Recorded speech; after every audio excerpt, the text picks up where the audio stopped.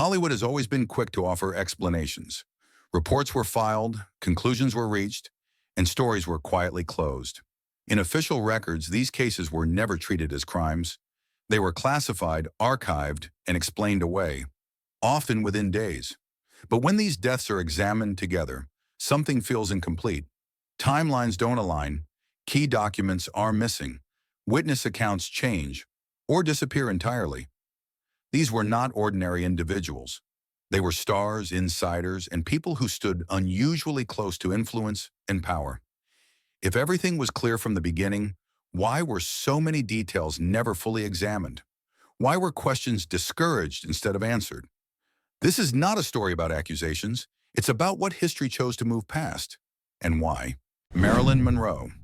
What has always stood out about Marilyn Monroe's final chapter is not how it ended, but how much of it quietly vanished afterward.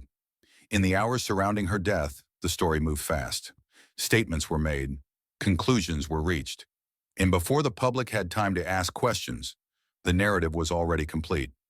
Yet beneath that smooth surface, the timeline began to fracture. Several people noticed something was wrong earlier than officially acknowledged. Phone calls were made, concerns were raised. But by the time authorities arrived, the environment had already changed. The bedroom was no longer untouched. Items had been moved. Certain materials that might have clarified the sequence of events were gone. That disappearance matters because Marilyn was a meticulous note-keeper.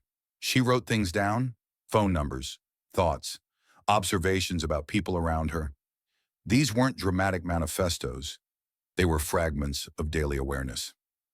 After her death, many of these personal records were never recovered. Some were reportedly removed for safekeeping. Others were simply never mentioned again. Why would such ordinary items be considered sensitive? At the time, Marilyn Monroe was not living on the margins of Hollywood. She was positioned uncomfortably close to influence, studio power, media power, and figures whose reputations depended on discretion.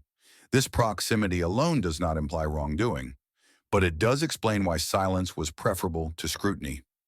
Then there is the matter of timing. The case reached its conclusion with unusual speed. No extended public review, no detailed reconstruction released to explain how each concern had been resolved. Contradictions were absorbed into the official summary rather than addressed individually. Over time, repetition replaced explanation, and repetition is powerful. Once a conclusion is repeated often enough, it begins to feel settled, and even when the underlying questions remain untouched. Marilyn's case became one of those stories that everyone thought they knew, despite the absence of transparent answers. Those who knew her personally later described a woman who was conflicted, but not disconnected. She spoke about changes she wanted to make, about stepping away from patterns that no longer felt sustainable, about regaining control over a life that had been shaped by others since her teens. Control is a recurring theme here. Marilyn Monroe spent her career being managed, her image, her schedule, her voice. In her final months, she was pushing back against that structure. She missed meetings. She challenged expectations. She unsettled people who preferred predictability. And then, suddenly, the story stopped. No one ever explained why certain records were removed instead of preserved. No one clarified why the scene was altered before a full review could take place.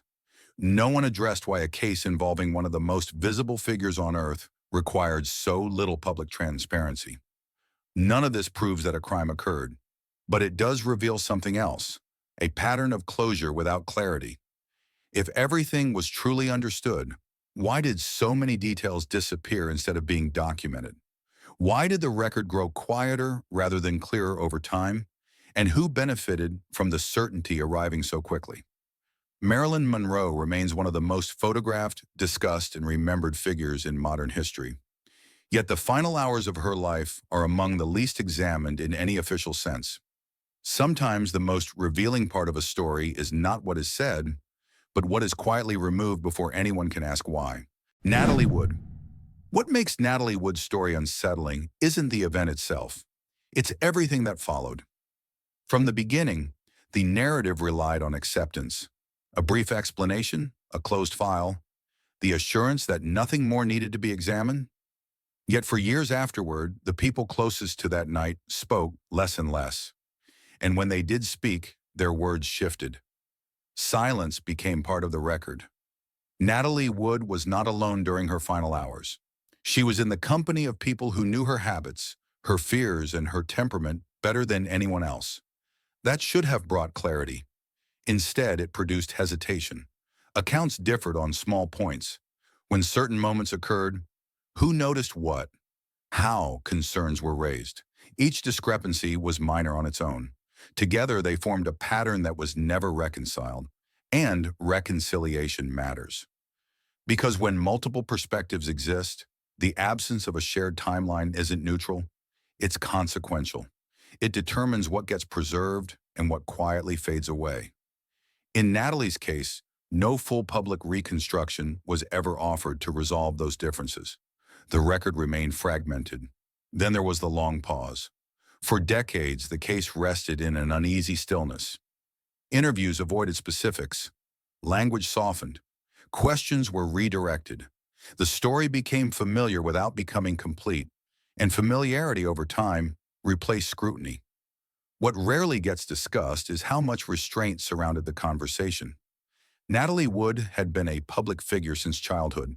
Her life was documented relentlessly. Premieres, interviews, photographs, routines. Yet the final chapter of her story was treated differently. It was sealed with a kind of collective caution, as if probing too deeply would disturb something better left untouched. Why? Some pointed to respect, others to privacy, but privacy is rarely invoked so consistently unless something about the truth feels inconvenient. Years later, when authorities revisited the file, the language used to describe the circumstances shifted subtly, not dramatically, not accusatory, but enough to acknowledge uncertainty. The record no longer spoke in absolutes. It allowed space for what could not be confirmed. That space had always been there. Friends had spoken for years about Natalie's discomfort in certain environments, about habits that made aspects of the official story difficult to reconcile. These were not revelations. They were known facts. Yet they remained peripheral, never integrated into a clear explanation. What lingers most is not suspicion, but incompleteness. If nothing significant was overlooked, why did no one assemble a full account while memories were fresh? Why did statements change without clarification? And why did official certainty soften with time instead of strengthening? Natalie Wood's legacy endures through her work, her presence, and her cultural imprint. But the unresolved nature of her final hours has followed that legacy quietly, shaping how her story is remembered, not with accusation, but with pause. Sometimes history doesn't erase the truth. It leaves it suspended, waiting to see if anyone still dares to ask. George Reeves. What makes George Reeves's story difficult to reconcile isn't the conclusion that was reached. It's the room full of people who were never truly questioned. On the night his life ended, George Reeves was not alone. There were guests in the house, conversations had taken place, doors had opened and closed, sounds were heard by some, missed by others. And yet, when the story was later told, the room itself seemed to fall silent. No single unified account ever emerged. People present that night offered recollections that differed in tone and sequence. Some remembered calm, others recalled tension. Timelines overlapped but did not align. These differences were not aggressively challenged or reconciled in public records. Instead, they were absorbed into a broader conclusion that required no further clarification. That choice matters, because when multiple witnesses exist, the absence of a shared narrative is not trivial. It suggests that questions were set aside rather than pursued. In George Reeves's case, no detailed public reconstruction was released to explain how each perspective fit together, or why some did not. Then there is the matter of proximity. Reeves's personal life intersected with powerful figures in Hollywood, people accustomed to managing complications quietly. His relationships were not merely social, they carried professional consequences. Decisions made behind closed doors could shape careers, contracts, and reputations. In such an environment, clarity is rarely accidental, and silence is often strategic. Friends described Reeves as conflicted but forward-looking. He talked about changes he wanted to make, commitments he had recently entered, and plans that suggested momentum rather than retreat. These accounts do not dictate an explanation, but they complicate the idea that everything was understood without deeper review.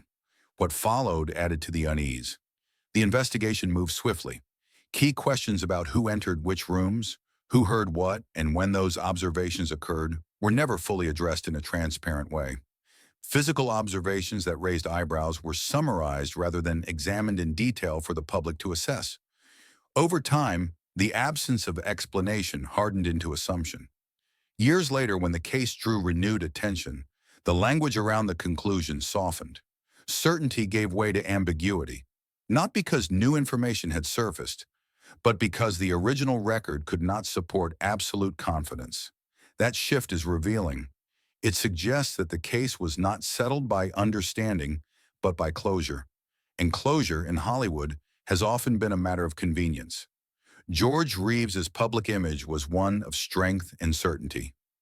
Off-screen, his final chapter became a lesson in how quickly a complicated moment can be simplified, and how easily unanswered questions can be left behind when the cost of asking them feels too high. If nothing significant was overlooked, why were the roles of those present never clearly defined? Why were conflicting recollections allowed to coexist without resolution? And why did time weaken the conclusion instead of reinforcing it? George Reeves remains an icon whose legacy endures beyond a single role. But the room he left behind, filled with voices that never fully spoke together, remains one of the quietest parts of his story. Sometimes the truth doesn't hide in darkness. It sits in plain sight, in a room full of people who were never asked to explain themselves. Thelma Todd. What makes Thelma Todd's case unsettling isn't the explanation that followed. It's the place where everything was said to have ended.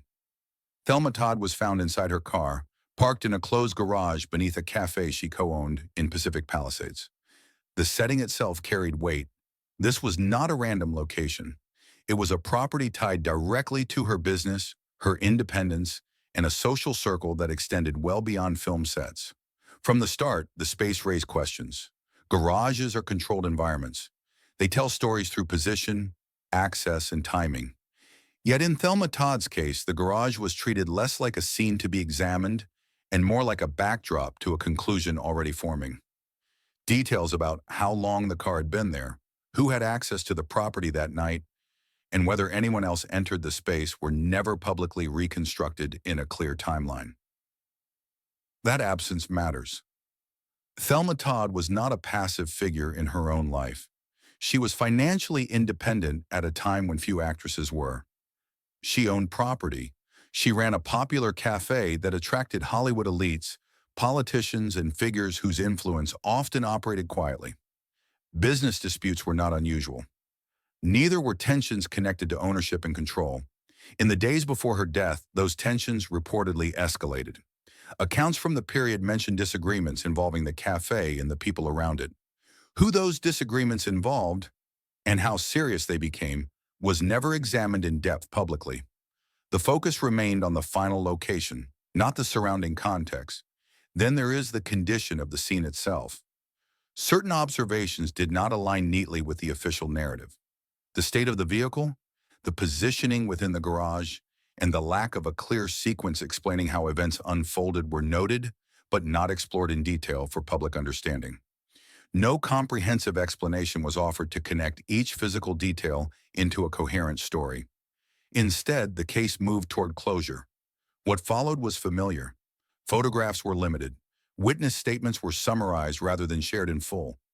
Individuals connected to Thelma's final hours were not pressed to clarify inconsistencies. The garage, the most critical element of the case, became strangely mute in the record. And silence, once again, did the work. Thelma Todd's life provided context that was never fully integrated into the explanation of her death. She was successful. She was socially connected. She was navigating disputes that involve power and property. These factors do not point to a single answer, but they complicate any story that treats the setting as incidental. If the location truly explained everything, why was the broader context of her business life left unexplored? Why were access and timing within that space never clearly documented? And why did a scene that should have offered clarity instead leave so many unanswered questions? Thelma Todd's story is often remembered as a brief tragedy, a sudden ending framed by a single place. But places carry meaning. They reflect who belongs there, who has access, and what conflicts may already exist.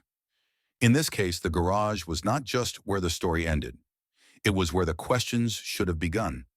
Sometimes the most revealing part of a mystery is not the person at its center, but the space that refuses to explain itself. John Harlow. What complicates John Harlow's story is not a single moment.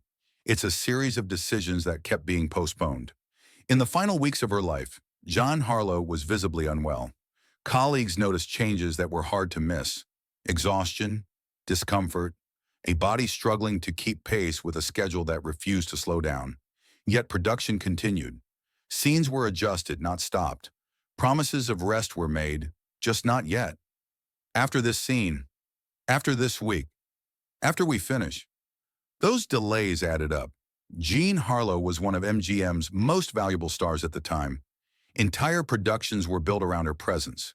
Halting work meant financial loss, disrupted schedules, and public attention the studio wanted to avoid. The solution was not confrontation, but compromise. Push through now, address concerns later. Later never arrived. Medical consultations did occur, but they were folded into the workflow rather than allowed to interrupt it. Hospitalization was discussed, then deferred. The belief that everything could be managed quietly became a guiding assumption, one that shaped each decision that followed.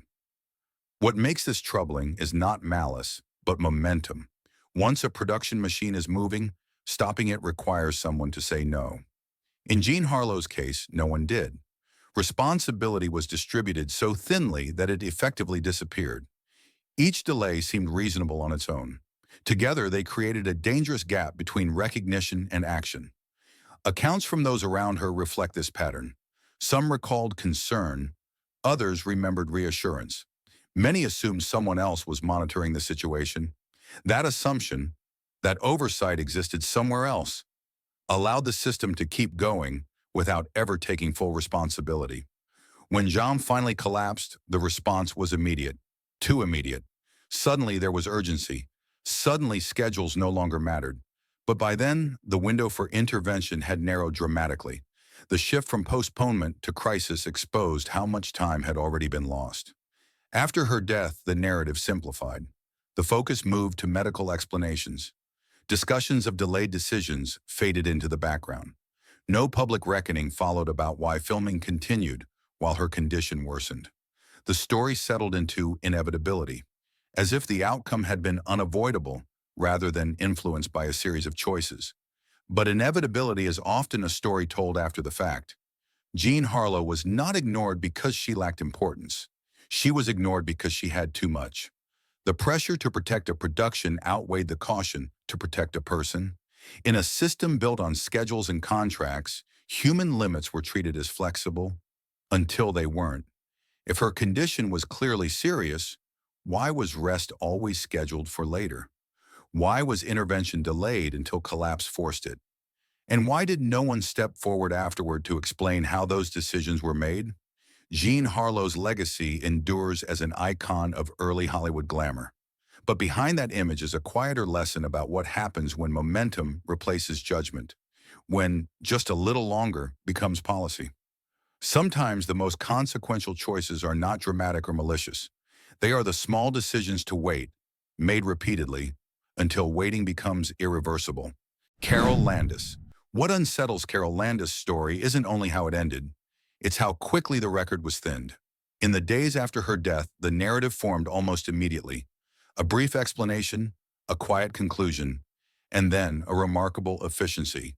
Papers were gathered, rooms were cleared, and personal materials were removed from circulation. What remained was a simplified outline, enough to close a case, not enough to understand a life. Carol Landis had been meticulous about correspondence. Letters, notes, drafts. She kept track of her world on paper. Friends later recalled that she wrote often and candidly. Yet after her death, much of that written trail was gone. No comprehensive inventory was released to explain what had been collected, by whom, or for what purpose. That absence shaped everything that followed. Without personal records, the story leaned heavily on interpretation, on second-hand recollections, on assumptions about mood and circumstance. Nuance evaporated, context narrowed, and a person who had been active, articulate, and forward-looking was reduced to a handful of conclusions that could not be checked against her own words. Timing complicates the picture further. In the months before her death, Carol was making plans. She discussed travel. She talked about stepping away from Hollywood's routines. She explored options that suggested transition rather than finality. These conversations were remembered, but they never made it into any official accounting. Without documents to anchor them, they became anecdotes instead of evidence. Relationships also mattered. Carol's private life intersected with powerful figures and volatile dynamics. Disagreements were not secret. Emotional strain was acknowledged. Yet none of this was examined with care after the fact. The focus remained narrow, as if widening the lens might introduce complications no one wanted to manage. What followed was silence, organized and lasting. Studios distanced themselves. Press coverage softened. The public was offered a tidy explanation and encouraged to move on. And because the primary materials were gone, there was little to resist that momentum. Over time, repetition hardened the narrative into something that felt settled, even if it wasn't substantiated. The most striking detail is how little survived. Not drafts of letters, not notes left behind, not a full accounting of the days leading up to her death. When records disappear, memory fills the gap. And memory shaped by convenience and repetition is rarely neutral. If there was nothing to clarify, why were personal papers removed so quickly? Why was no inventory released to explain what existed and what did not? And why did a story that depended so heavily on interpretation also remove the very materials that could have offered clarity? Carol Landis is often remembered as a tragic figure, frozen at the moment the story stopped. But stories stop for reasons. And in this case, the stopping came with cleanup. Careful, efficient, and final. Sometimes history isn't rewritten. It's edited. And once the pages are gone, what remains is not truth or falsehood, but the version that fits best with silence. Pier Angeli. What complicates Pier Angeli's story is not what the public saw. It's what she was never allowed to choose. From the moment she arrived in Hollywood, Pier Angeli was presented as an ideal. Young, devout, gentle. Her image was carefully framed to fit a studio-approved narrative of innocence and grace. Interviews reinforced it. Public appearances repeated it. The persona became fixed and protected. Behind that image, control was constant. Pier's personal life was closely monitored. Relationships were scrutinized not for their emotional value, but for their compatibility with the image she was meant to project. When her private feelings conflicted with studio expectations, the expectations won. Decisions were made quietly, but firmly. Certain paths were closed before she could step onto them. The most famous example is well known and still revealing. Pier Angeli's relationship with James Dean did not fit the narrative being constructed around her. It introduced unpredictability. It challenged the image of restraint and devotion the studio had invested in. The solution was not discussion, but separation. The relationship ended under pressure, not choice. Publicly, the story was softened. Privately, the consequences lingered. That pattern never changed. Throughout her career, Pier found herself navigating a life where personal autonomy was limited. Roles were chosen for her, appearances were managed, even moments of vulnerability were packaged carefully, filtered through what could be shown and what had to remain unseen. Over time, the gap between public image and private reality widened. Friends later described someone who felt constrained, watched, and increasingly disconnected from decisions about her own life. Yet these struggles were rarely acknowledged openly. The image remained intact, serene, controlled, compliant. When her story ended, the explanation followed the familiar path: brief, contained, and final. Little attention was paid to the long-term impact of years spent under such control. Few questions were asked about how sustained pressure, limited agency, and unresolved loss might accumulate. The narrative focused on the ending, not the conditions that shaped it. What stands out is how little of Pier Angeli's inner life was allowed to exist on record. Personal reflections were scarce. Letters and notes were not part of the public discussion. Her voice, when it conflicted with the image, was minimized. Without those materials, the story defaulted to what had always been easiest to present: the surface. And surfaces can be misleading. If Pier Angeli appeared calm and composed, why did those close to her describe a growing sense of confinement? Why were her most significant personal decisions shaped by others? And why did the public narrative never make room for that tension?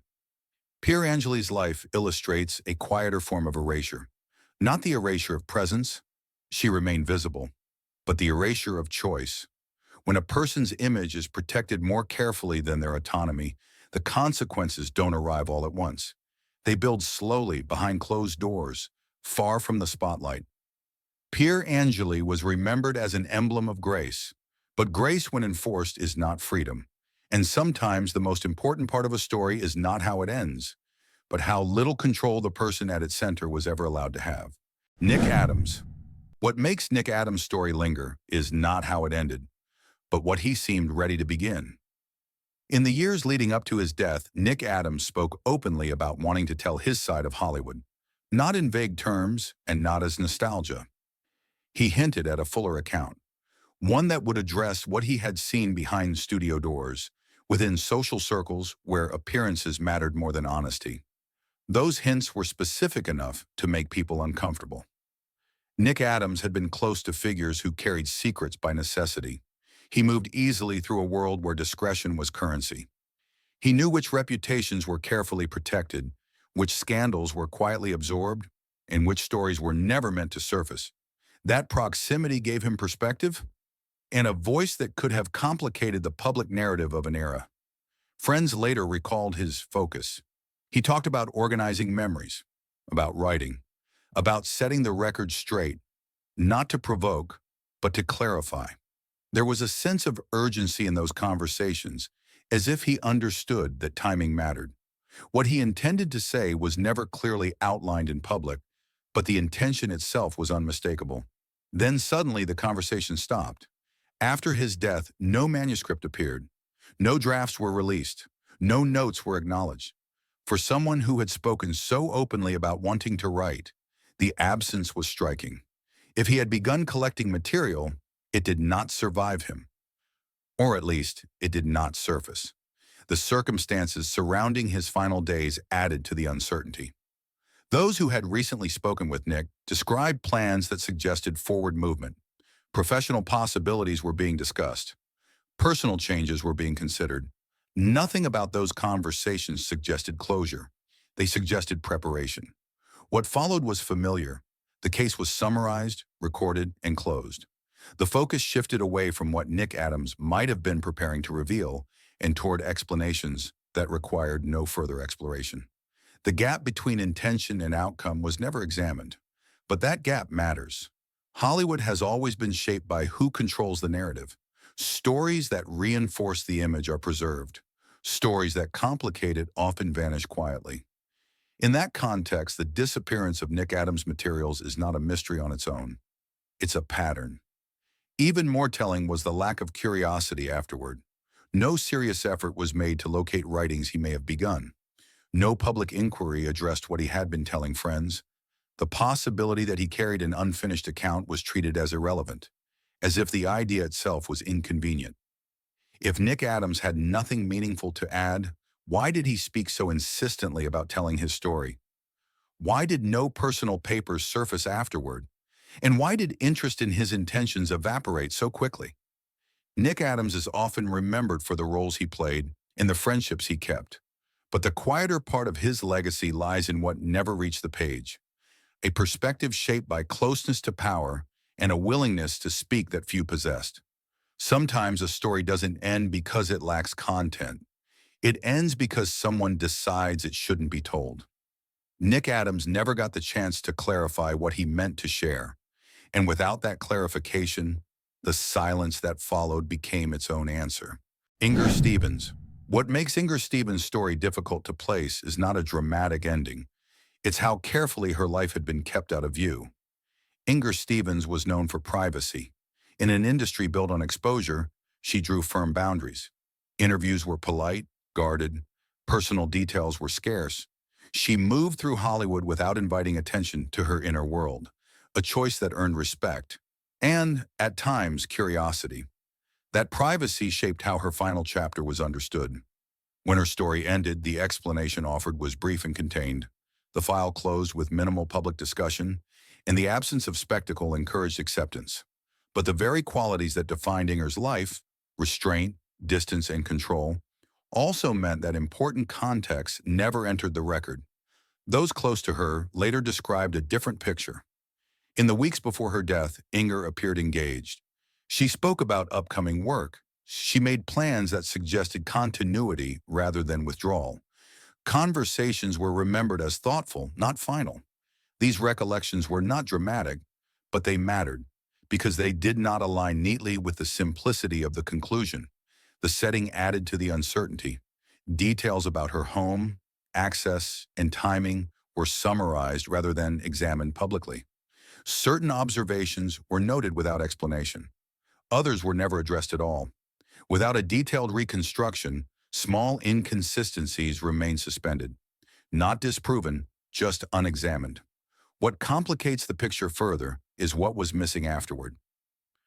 Inger Stevens was known to keep personal materials, calendars, correspondence, private notes that reflected her structured approach to life. After her death, little of this surfaced publicly. There was no comprehensive accounting of what existed, what was reviewed, or what was preserved. The absence left the story dependent on interpretation rather than documentation. Interpretation in Hollywood is rarely neutral. Inger's discretion had long shielded her from rumor, but it also made it easy to simplify her story once she could no longer clarify it herself. The quieter the subject, the easier it is to speak for them. And once spoken for, the narrative hardens. Another element remained largely unexplored: proximity. Inger Stevens moved within circles that valued discretion as much as visibility.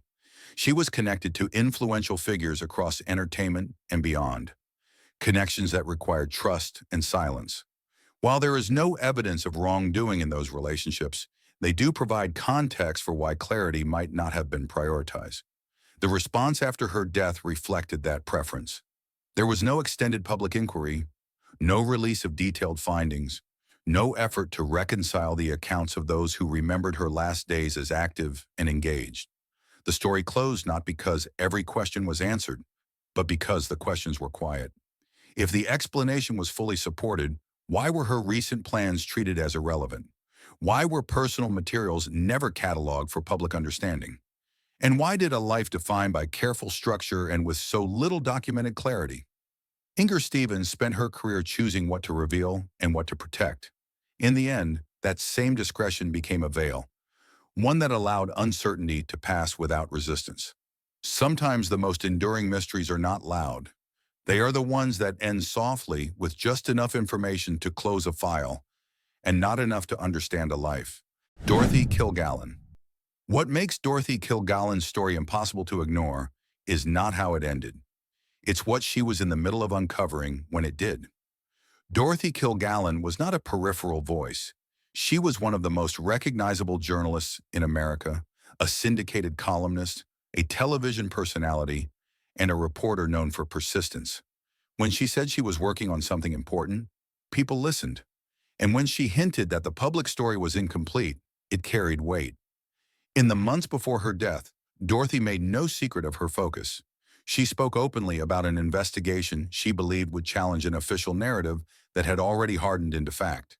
She had interviewed witnesses others had not. She had obtained access that few reporters could secure.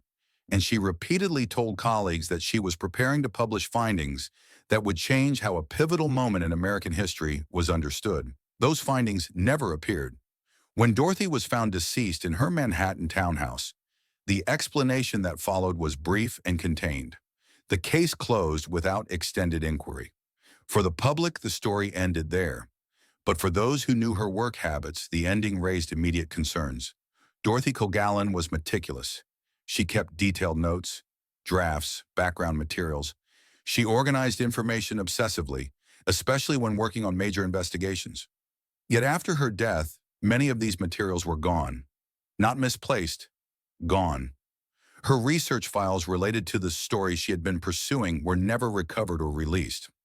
No inventory was made public to explain what existed and what did not. That absence reshaped everything. Without notes, the scope of her investigation could not be assessed. Without drafts, her conclusions could not be examined. The story she had been building simply stopped. Not because it lacked substance, but because its foundation vanished. The circumstances surrounding her final hours added to the unease. Dorothy was found in a room she did not typically use for rest. Her posture and surroundings did not align neatly with routine. These observations were recorded, then set aside. No public effort was made to explain why her final moments deviated from her habits, or whether that deviation mattered. Timing is another detail that refuses to fade. Dorothy's death came at a moment when she was unusually vocal about what she was preparing to release. Deadlines had been discussed, conversations had taken place, momentum was building, and then abruptly the momentum ended. What followed was silence, disciplined and lasting. Colleagues were discouraged from speculating. Media coverage softened. Attention shifted away from the substance of Dorothy's work and toward the manner in which her story was closed. The questions she had been asking were no longer asked. If her investigation held no significance, why did she speak of it with such urgency? Why did her notes disappear instead of being preserved?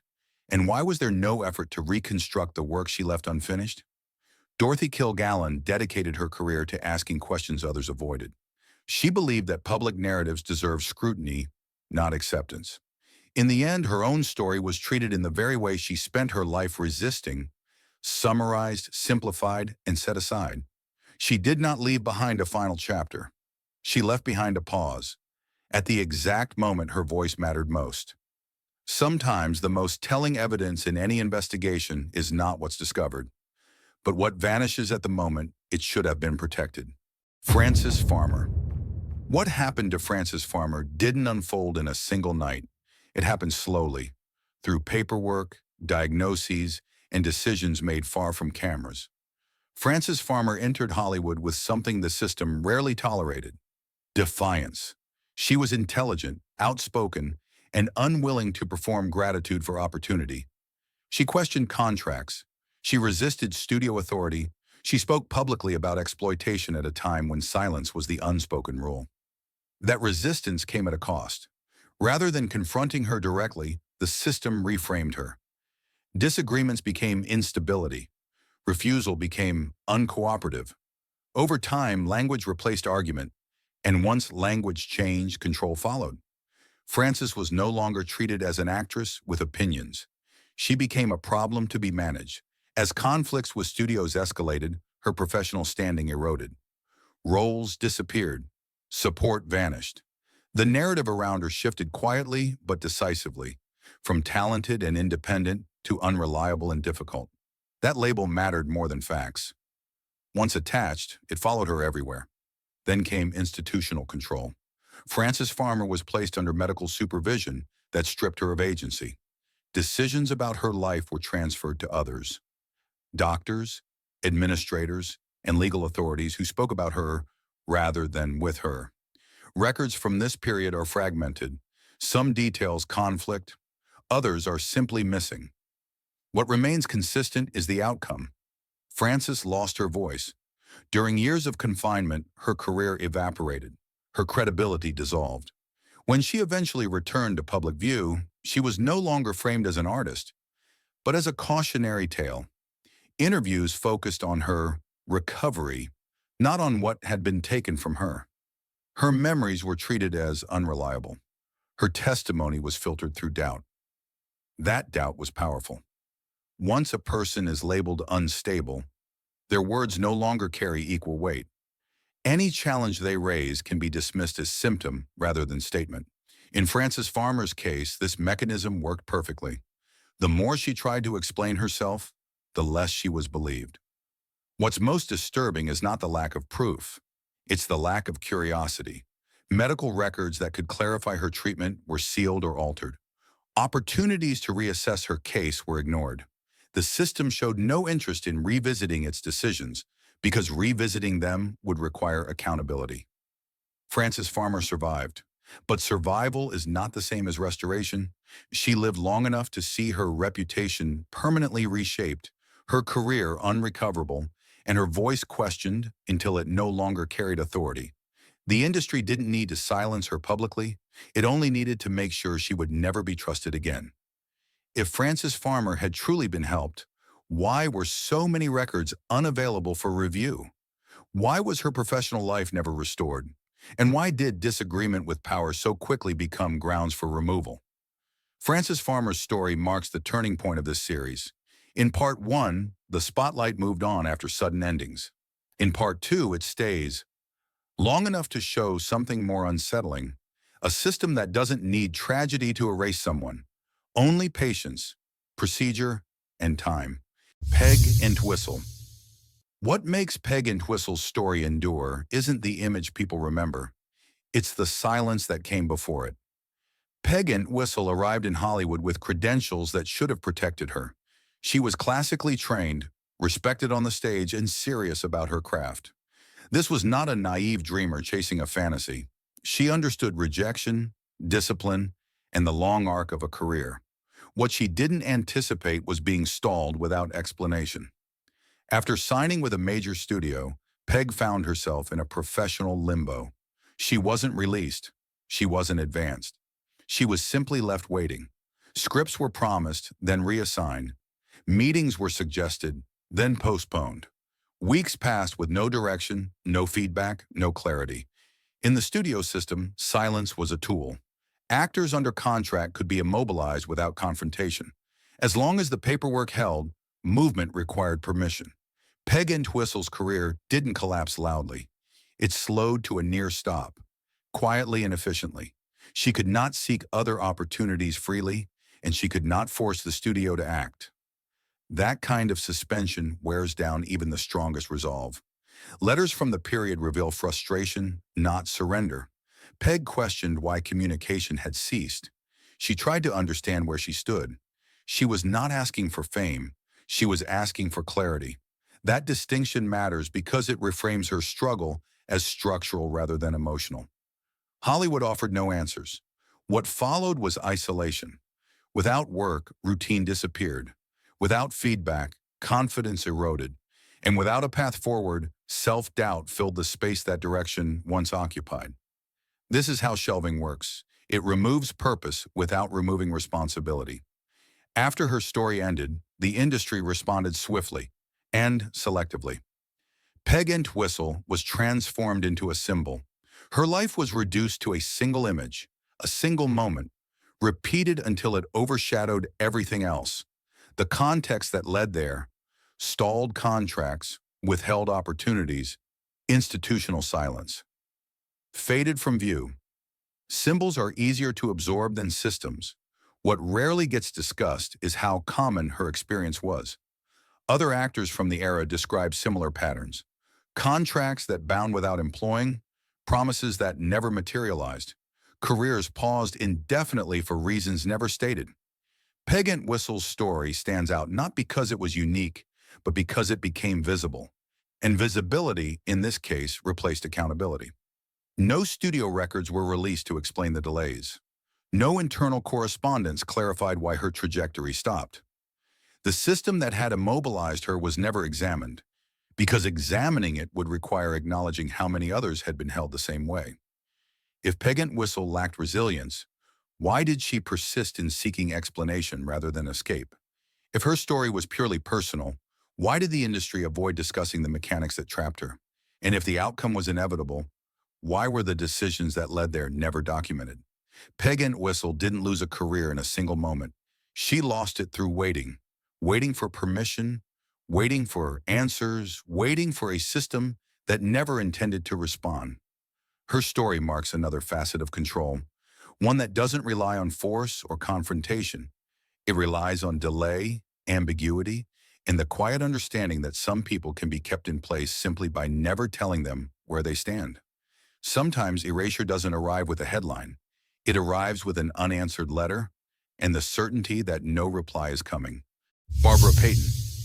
What happened to Barbara Payton didn't require confinement or silence. It happened in public, one headline at a time. In the late 1940s, Barbara Payton was positioned for success. Studios invested in her image. Roles arrived. Publicity framed her as a rising star with charisma and promise. For a brief moment, the system worked exactly as designed. Then the tone changed. Barbara's private life became visible, not through her own voice, but through selective exposure. Romantic relationships were pulled into the open. Conflicts were simplified. Nuance disappeared. The same publicity machinery that had elevated her pivoted without warning, turning attention into pressure and curiosity into judgment. What followed was not a withdrawal of opportunity, it was a redefinition of credibility. Studios didn't issue formal bans. They didn't need to. Once an actor's reliability is questioned publicly, contracts become optional and invitations evaporate. Meetings stop returning calls. Casting decisions quietly go another way. The person remains visible, but no longer viable. Barbara Payton's reputation was dismantled step by step. Stories emphasized instability. Headlines framed her as unpredictable. Every setback was amplified, every attempt at recovery minimized. The narrative hardened quickly, talent overshadowed by personal failure. Once that label settled, it became self-sustaining. What's often overlooked is how little space she was given to correct the record. Barbara did not disappear. She continued to speak. She tried to work. She acknowledged mistakes while attempting to move forward. But in an environment that thrives on certainty, redemption complicates the story. It requires patience, restraint, and a willingness to reconsider, none of which were profitable. So the story stayed simple. The more Barbara struggled, the more the narrative fed on itself. Public exposure replaced support, ridicule replaced inquiry, and the industry learned an efficient lesson. Reputations can be dismantled without paperwork, without meetings, without confrontation. All it takes is repetition. By the time her life reached its later chapters, the distance between who Barbara Payton had been and how she was perceived was enormous. She was no longer evaluated on work or potential, but on a version of herself constructed by others and replayed endlessly. And then, when her story ended, the explanation followed the path already laid. Focus on personal decline. Ignore the machinery that accelerated it. Close the file. What makes Barbara Payton's case resonate is not that she was perfect. She wasn't. It's that imperfection was weaponized. Mistakes became identity. Vulnerability became proof. And once credibility was removed, nothing she said could restore it. That removal was permanent. If Barbara Payton was solely responsible for her downfall, why did institutional support vanish so abruptly? Why were opportunities withdrawn without explanation rather than evaluated on merit? And why did public fascination replace professional accountability? Her story exposes a method of erasure that requires no secrecy. You don't need closed doors. You don't need authority. You only need consensus, and a narrative repeated often enough to feel inevitable. Barbara Payton wasn't removed from Hollywood by force. She was watched as the ground disappeared beneath her, and no one stopped it. Sometimes power doesn't silence a voice. It lets the world hear it, until no one believes it anymore. Bobby Driscoll. What makes Bobby Driscoll's story disturbing isn't a single decision. It's how completely responsibility disappeared once he stopped being useful. As a child, Bobby Driscoll was everywhere. He starred in major films, became one of Disney's most recognizable faces, and embodied the image of innocent studios loved to sell. Schedules were built around him. Publicity celebrated him. Adults made decisions on his behalf with confidence and certainty. Then adolescence arrived, and with it, an expiration date the system never discussed. When Bobby's voice changed and his appearance matured, contracts quietly ended. The transition from child performer to adult actor was not managed, it was avoided. No long-term plan replaced the machine that had consumed his childhood. Support structures that had once surrounded him dissolved almost overnight. What followed was not a scandal, it was neglect. Bobby tried to continue working. He took smaller roles. He searched for footing outside the identity that had been constructed for him. But the industry that had shaped his earliest years offered no guidance on how to survive without it. Fame, once removed, left a vacuum few adults are prepared to navigate, let alone someone who had never lived outside it. Years later, Bobby spoke about this openly. He described an environment where children were intensely managed while profitable and abruptly abandoned afterward. He talked about pressure, isolation, and the sense that his value had been transactional from the start. These weren't accusations delivered in anger. They were observations, offered plainly, as if he had already accepted that nothing would change. Those observations were easy to ignore. By the time Bobby's life reached its later chapters, his public visibility had faded. Without a platform, his testimony carried little weight. The industry had moved on to new faces, new voices, new children ready to fill the same roles. The cycle continued without reflection. What's striking is how little institutional curiosity followed. No studios revisited their practices. No records were examined to assess how child performers were transitioned, or whether they were at all. Bobby Driscoll's experience became framed as a personal struggle rather than a predictable outcome of a system designed for short-term extraction. When his story ended, the response was muted. There was no industry reckoning, no acknowledgement of how completely he had been left without support. The explanation focused on individual hardship, not structural failure. And because Bobby no longer occupied a visible place in Hollywood, the silence felt natural, even appropriate. But silence was the point. Bobby Driscoll did not threaten power by speaking too loudly. He threatened it by speaking plainly. He revealed a truth that complicated a cherished narrative, that success stories often end not with guidance or care, but with abandonment. That childhood fame can consume stability before a person has the tools to replace it. If Bobby Driscoll's outcome was merely personal, why did so many former child performers describe the same pattern? Why were there no safeguards once profitability ended? And why was his testimony treated as anecdote rather than evidence? Bobby Driscoll didn't lose his voice in a moment. He lost it gradually, as attention shifted elsewhere. The system that built him never needed to silence him directly. It only needed to stop listening. And that may be the most revealing form of control of all. Not force, not punishment, but the quiet certainty that once someone is no longer useful, their story no longer matters. George Raft. What makes George Raft's story unsettling is not how it ended. It's how carefully it never began. George Raft spent his career playing men who understood power, loyalty, and consequences. Off-screen, that understanding was not an act. Before Hollywood, Raft moved through real-world circles where discretion was a survival skill. When fame arrived, those connections didn't disappear.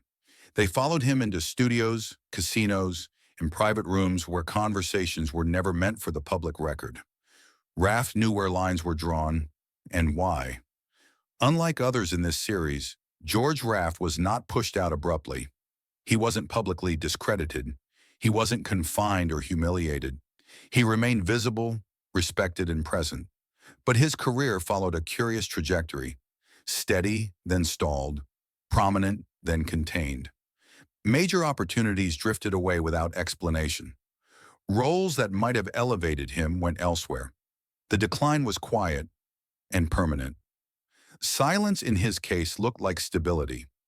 Raft was often described as difficult to place. Studios didn't reject him outright. They simply stopped building around him. He became someone you could cast, but not promote. Someone you could invite, but not center. The difference is subtle, but decisive. It's the difference between participation and influence. Why did that boundary appear? Those close to Raft later suggested he was acutely aware of what could and could not be said. He joked around truths. He hinted without detailing. He understood that telling certain stories would not lead to debate. It would lead to exclusion. And exclusion, for someone who had grown up around real power, was a language he already spoke. After his death, the pattern continued.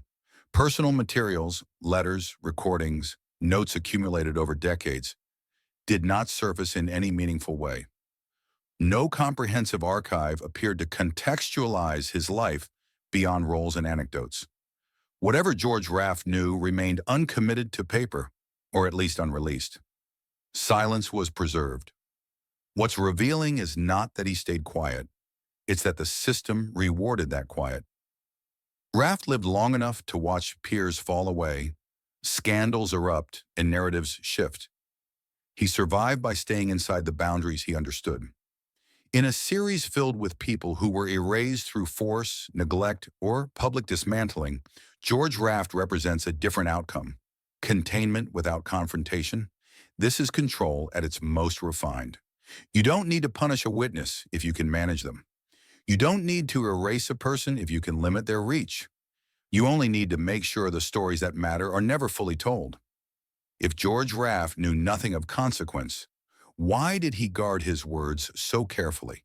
Why did his career narrow without explanation? And why did so little of his private record survive him? George Raft didn't vanish. He remained, visible enough to seem free, restricted enough to be harmless. His story completes the arc of Part 2. Some were erased through institutions, some through ridicule, some through neglect, and some, like George Raft, were allowed to live, on the condition that silence would do the rest. Montgomery Clift. What complicates Montgomery Clift's story is not the moment everything changed. It's how little control he had over what came after. Before the shift, Clift was singular. He didn't fit Hollywood's leading man mold, and that was precisely the point. His performances were introspective, restrained, and emotionally exposed in ways audiences hadn't seen before. He brought vulnerability to the screen at a time when certainty was expected. That difference made him valuable and vulnerable. When Clift's public image required adjustment, the industry didn't ask how he wanted to be seen. It decided for him. Roles began to change. Public narratives narrowed. Interviews emphasized recovery and resilience while quietly avoiding the deeper question of autonomy. Who was deciding what he could become next? Behind the scenes, management increased. Schedules were negotiated around perceived fragility. Decisions about work were filtered through concern, real or strategic, that positioned Clift less as an artist and more as a liability to be handled. The language mattered. Once caution enters the conversation, authority follows. And once authority settles, choice recedes. Clift continued to work, but the terms had shifted. He was no longer defining his trajectory. He was navigating boundaries drawn by others. Boundaries that limited range, reduced opportunity, and reframed his presence as conditional. The industry praised his bravery while quietly shrinking his space. What's striking is how normal this seemed. From the outside, Clift remained successful. Films were released. Applause continued. But beneath that continuity was a gradual loss of agency. Decisions about pace, exposure, and direction were no longer his alone. The image presented to the public emphasized perseverance while obscuring the cost of constant supervision. Supervision can look like care. It can be framed as protection, as responsibility, as professionalism. But when protection overrides consent, it becomes control. In Clift's case, that control reshaped not only his career, but how he was remembered. Discussions centered on what had happened to him, not what he wanted from his work. Personal boundaries eroded alongside professional ones. Friends later described a man who felt observed rather than supported, managed rather than trusted. He understood that deviating from expectations would invite further restriction. Compliance became a strategy, not because he agreed, but because resistance would tighten the grip. And so the narrative settled. Montgomery Clift became defined by a before and after, by resilience rather than agency, by endurance rather than authorship. The industry praised his strength while quietly ensuring that his influence never exceeded what it could comfortably contain. If the system truly supported his recovery, why did his choices narrow rather than expand? Why did concern translate into constraint? And why was the conversation always about preservation, never about permission? Clift did not disappear. He remained visible, admired, and employed. But visibility is not freedom. His story reveals another method of erasure, one that allows a person to stay present while steadily losing the right to decide who they are allowed to be. In part two, this pattern becomes clear. You don't have to silence a voice to control it. You only have to redefine it carefully, publicly, and permanently. Judy Garland. What defines Judy Garland's story isn't a single crisis. It's the routine. From a very young age, Judy's days were engineered for output. Hours were measured, energy was calibrated. Performance came first, rest came later. If at all, the system didn't demand brilliance occasionally, it required it on schedule. And schedules do not pause for childhood, exhaustion, or doubt. Control was normalized early. What Judy ate, when she slept, how she appeared on camera. These were treated as production variables, not personal choices. Guidance was framed as necessity. Discipline was praised as professionalism. Over time, the line between care and command blurred until it barely existed at all. The public saw joy. Behind it was maintenance. As years passed, the mechanisms tightened. Commitments multiplied. Expectations hardened.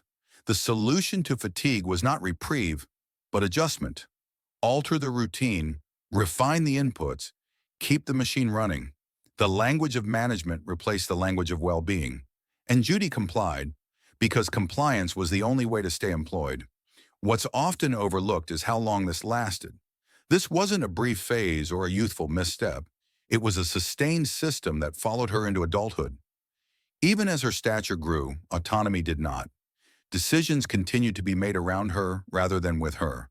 Her reliability became a talking point, her resilience a selling point, her limits an inconvenience. When problems surfaced publicly, the narrative shifted. Instead of examining the structure that had demanded constant availability, attention turned to Judy herself. Discussions emphasized personal responsibility, temperament, fragility. The system that had shaped every hour of her life remained invisible, efficient enough to avoid scrutiny, familiar enough to feel inevitable. Yet colleagues noticed the cost. They spoke of exhaustion masked by professionalism, of a performer who delivered under pressure while privately running on reserves long depleted. These observations rarely altered the schedule. Applause did not slow the pace. Success did not grant relief. By the time Judy sought distance from that machinery, the effects were cumulative. Negotiations became battles. Commitments carried penalties. Attempts to reset were interpreted as unreliability. The same system that had benefited from her availability now questioned it, a reversal that left little room to recover control. What makes Judy Garland's case central to part two is its duration. This was not erasure by removal. It was erosion by repetition, day after day, contract after contract, expectation after expectation. If Judy Garland was truly supported, why did the structure never adapt to her limits? Why was output prioritized over sustainability for so long? And why did conversations about responsibility begin only after the damage was done? Judy remained visible, beloved, and celebrated. But visibility can coexist with confinement. Her story exposes a quieter truth about power. You don't need to take something away to control it. You only need to define the terms so narrowly that there is no space left to choose differently. In part two, the pattern continues, not with sudden endings, but with systems that reshape lives slowly until endurance is mistaken for consent. Sal Mineo. What unsettles Sal Mineo's story is not a sudden reversal. It's how quickly opportunity narrowed once he no longer fit the frame. Sal Mineo rose fast. As a young actor, he brought intensity and emotional openness that felt modern, even disruptive. Audiences responded, critics noticed. Early success suggested longevity. But Hollywood of that era prized predictability, and Sal's presence complicated it. He didn't align neatly with the roles the system preferred to repeat. As he matured, casting conversations shifted. Not openly, quietly. Offers slowed. Characters flattened. The industry began to speak around him instead of to him, using coded language about marketability and direction.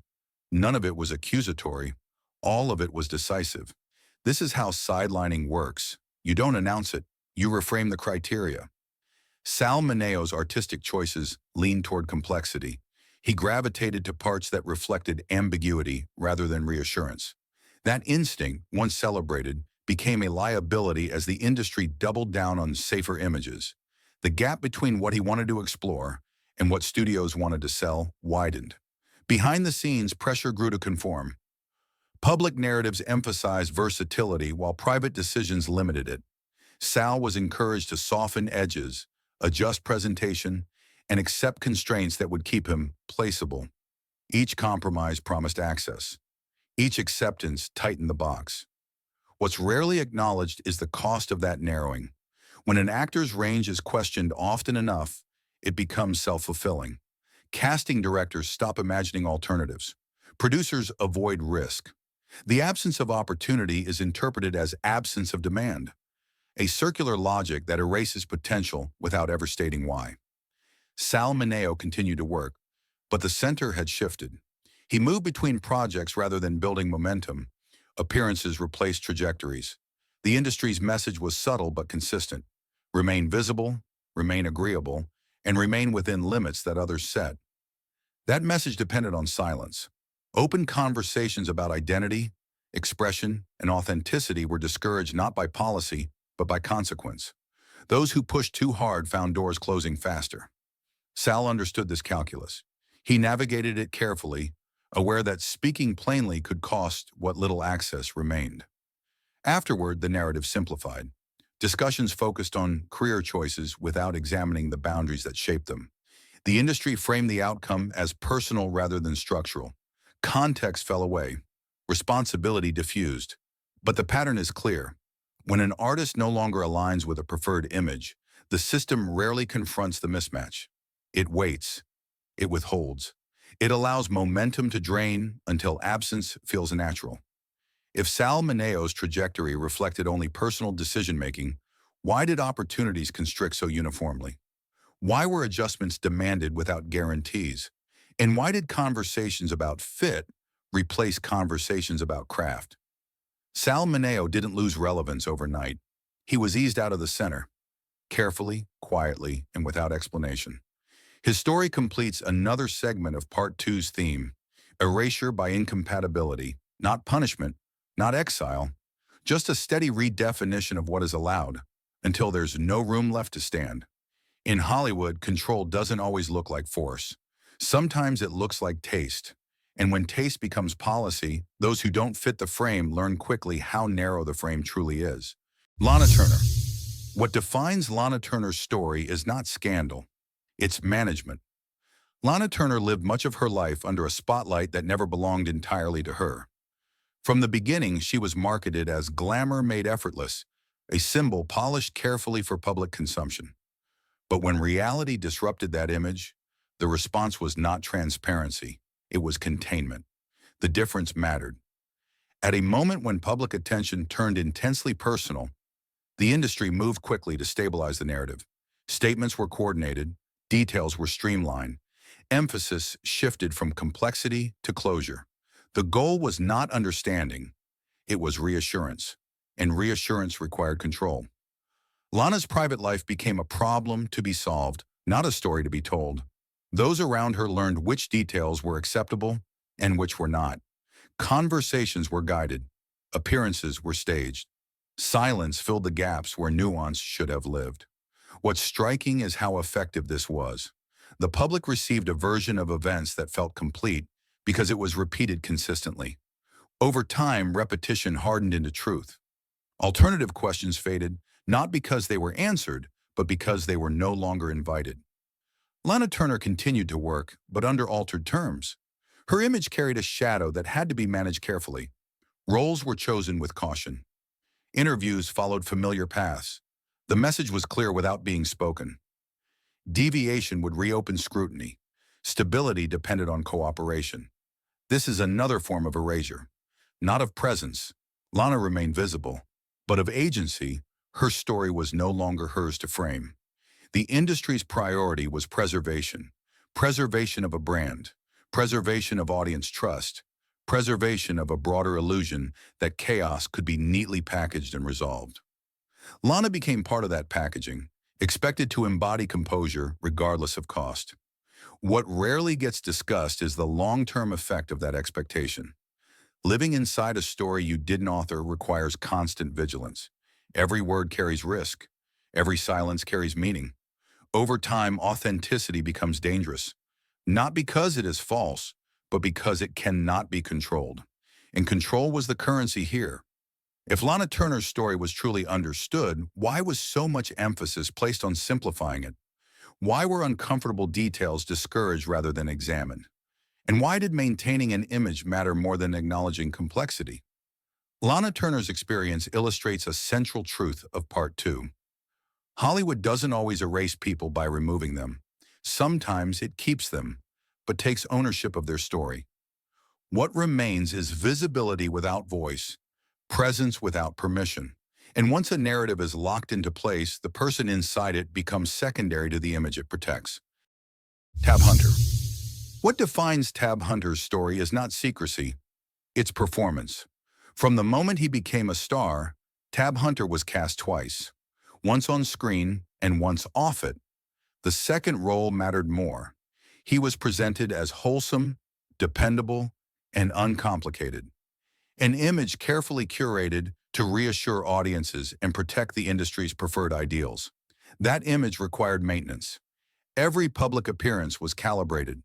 Every interview followed an unspoken script. Personal boundaries were redrawn to fit a narrative that could be sold safely and repeatedly. What Tab Hunter actually felt, wanted, or questioned was secondary to what needed to be seen. This wasn't unusual. It was policy. Hollywood of that era didn't prohibit difference outright. It managed it. Contracts weren't just about work. They were about behavior, language, and perception. Staying employed meant staying within lines that were never written down but always enforced. Tab Hunter understood the terms. He played the role expected of him with discipline and professionalism. He delivered performances, met obligations, and protected the image assigned to him. In return, he was given visibility, conditional and carefully monitored. The exchange was clear: compliance for continuity. But compliance has a cost. Living inside a constructed identity requires constant vigilance. One misstep can trigger withdrawal of support. One deviation can rewrite how a career is viewed. Over time, self-expression becomes a liability rather than a right. That pressure shaped Tab Hunter's trajectory. As tastes shifted and the industry's needs changed, his opportunities narrowed. Not abruptly, gradually. The roles that matched his public image diminished. New directions required flexibility he had never been allowed to practice openly. Reinvention, a skill Hollywood celebrates in theory, proved difficult when authenticity had been constrained for so long. What's revealing is how the narrative framed this shift. Rather than examining the limitations imposed early on, the industry treated the outcome as natural. Careers rise and fall. Trends change. The context that shaped those changes remained invisible, because acknowledging it would require admitting that some careers were built on silence. When Tab Hunter later spoke about his experiences, the response was polite, even warm, but distant. His reflections were received as personal history, not systemic insight. The conditions that demanded discretion were treated as bygone norms rather than structures that shaped lives. The conversation stayed safe by staying individual. That safety preserved the system. Tab Hunter's story completes Part 2's arc. He was not erased through scandal, not sidelined through confinement, not dismantled publicly. He was managed carefully, consistently, and successfully. If Tab Hunter's career reflected only changing tastes, why was his public identity so rigidly maintained for so long? Why was reinvention easier for others than for him? And why did honesty become possible only after relevance faded? His experience shows how control can be both gentle and absolute. You don't need threats when expectation does the work. You don't need silence when performance speaks for you. And you don't need erasure when a person can be kept exactly where they are: visible, agreeable, and contained. In Part 1, stories ended abruptly, and questions were filed away. In Part 2, nothing ended at all. Lives continued. Careers persisted, but autonomy narrowed. Some were confined, some were discredited, some were abandoned, and some were allowed to stay, as long as they stayed quiet. Power doesn't always remove people from the spotlight. Sometimes it decides who controls the story inside it. And once that control is established, silence doesn't have to be enforced. It becomes the role.